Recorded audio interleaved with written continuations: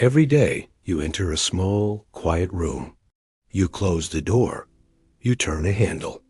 And with a single flush, waste disappears cleanly, silently, effortlessly.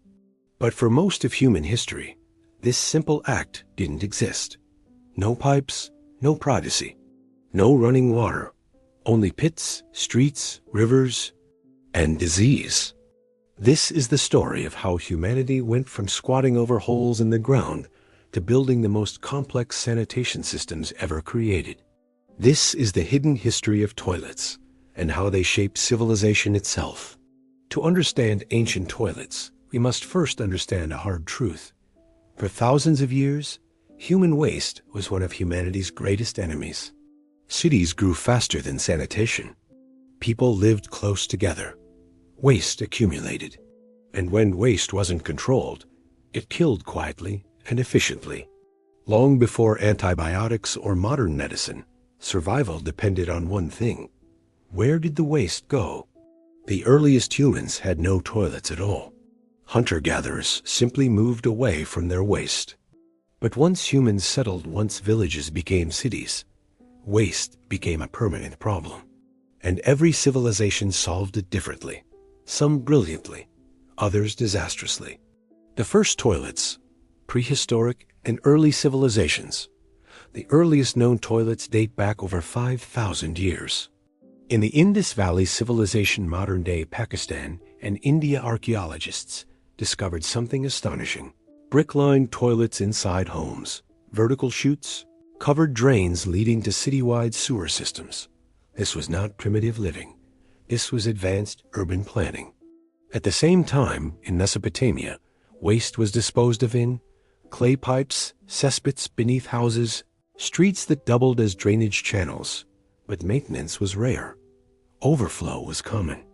And smell was constant. Ancient Egypt, toilets for the elite. In ancient Egypt, toilets were a luxury.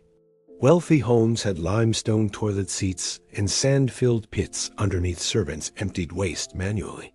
For everyone else, the Nile River served as both a source of life and a dumping ground. Clean water and waste mixed freely, a dangerous combination that spread disease invisibly.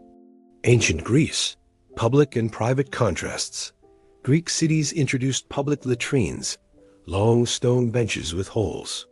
No stalls, no privacy, just communal use. These weren't social spaces by choice. They were necessities. Waste flowed beneath the benches through channels flushed by rainwater or reused water. The idea of privacy in the bathroom? It simply didn't exist yet.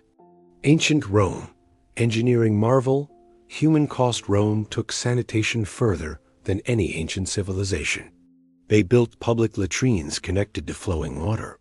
The Cloaca Maxima, one of the world's first massive sewer systems, shared sponges on sticks instead of toilet paper. Roman toilets were social. People talked business while sitting side by side. But even Rome had limits. Sewers emptied into rivers. Maintenance was dangerous. Workers died cleaning blockages, and parasites thrived. Despite advanced infrastructure, disease still spread rapidly. The Middle Ages sanitation collapse. When Rome fell, sanitation collapsed with it. In medieval Europe, toilets became wooden garderobes hanging over castle walls. Waste dropped directly into moats or streets. Chamber pots were emptied out windows. Cities smelled constantly. Rats thrived. Fleas spread plague. There was no concept of germ theory. Bad smells, miasma, were blamed instead.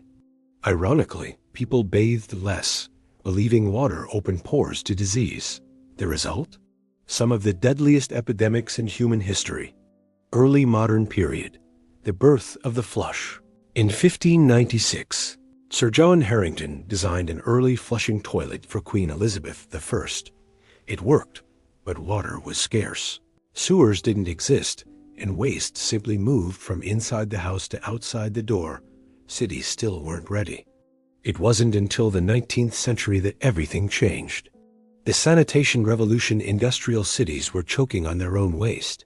London's rivers became open sewers. Cholera outbreaks killed tens of thousands. Then came a realization: clean water and waste must never mix.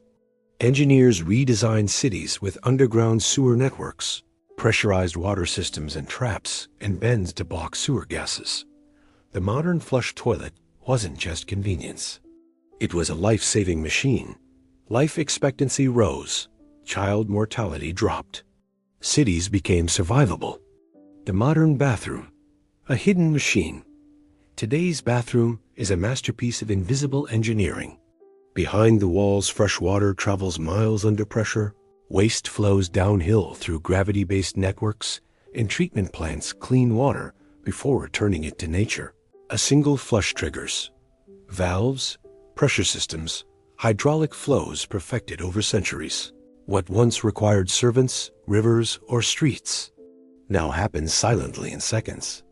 Modern bathrooms did more than improve comfort. They enabled dense cities, reduced pandemics, changed architecture, and redefined privacy and dignity. Sanitation has saved more lives than almost any medical breakthrough. Yet billions today still lack access to safe toilets. The story isn't finished. From ancient bricks to porcelain bowls, toilets reflect who we protect, what we value, how seriously we take human dignity. Next time you flush, remember, you are using the result of thousands of years of trial, failure, and survival. Empires rose with sanitation. Empires fell without it. The bathroom is not just a room. It is a symbol of civilization itself. And the greatest technologies are often the ones we never notice at all. But the story of toilets doesn't end with porcelain and pipes, because once waste disappeared from sight, humanity began to forget it existed at all. Today, more than 3.5 billion people still lack access to safely managed sanitation. Not ancient history, not medieval times, right now. In crowded informal settlements, waste flows through open drains. In rural areas, people still rely on shallow pits that contaminate groundwater. In emergencies, wars, refugee camps, natural disaster sanitation collapses first. And when it does, disease follows. Cholera, dysentery, typhoid. The same enemies humanity has fought for thousands of years. Different century. Same problem. Sanitation isn't just about comfort. It's about survival. And it's about equality. Because when toilets are missing, the burden falls unevenly. Children miss school. Women risk their safety. Entire communities are trapped in cycles of illness and poverty.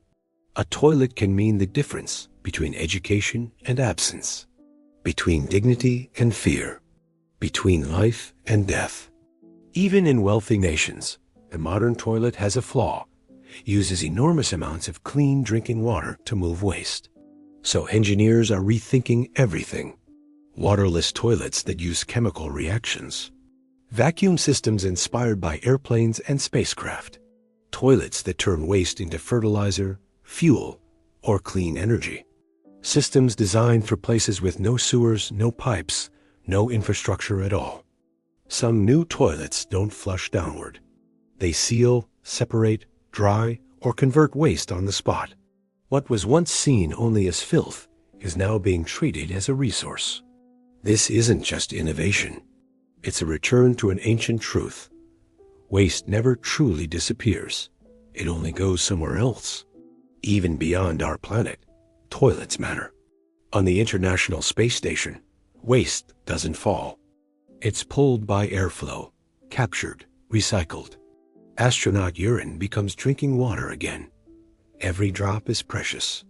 In space, sanitation isn't hidden. It's acknowledged, engineered, respected, because without it, no mission survives. Across history, toilets have always revealed who mattered. Private toilets for elites, public latrines for the masses. No toilets at all for the forgotten. They show how societies value health, privacy, and human dignity. They determine whether cities grow or collapse under their own weight. We remember emperors, kings, and generals.